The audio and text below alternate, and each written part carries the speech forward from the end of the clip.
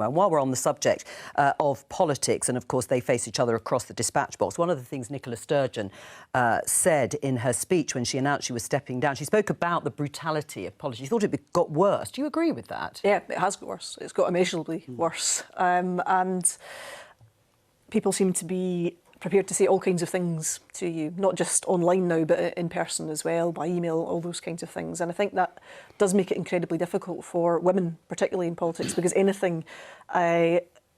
abuse that a politician gets, for women, there's an extra layer of misogyny on top of that.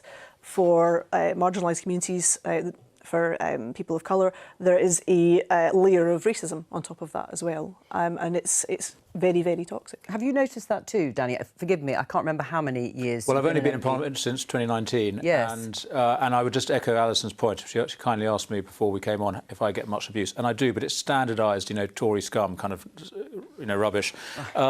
Whereas she's absolutely right, particularly women, colleagues of ours, get such an absolutely unacceptable level of abuse online and I'm afraid to say in person. So something is going wrong. Social media is driving it. Our divisive politics has made it worse.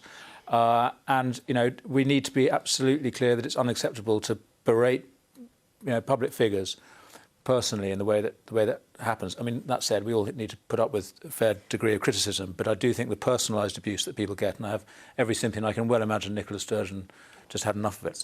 Right, and you think that did contribute? I think there's a whole range of different things that contributed to her decision, but that certainly, undoubtedly, is one of them. What do you think? Is it getting worse? Well, everyone says it's getting worse. I imagine it's getting worse. You get a bit of it as a reporter, probably nowhere near as bad, but you still get a fair bit of it on Twitter and on email and things.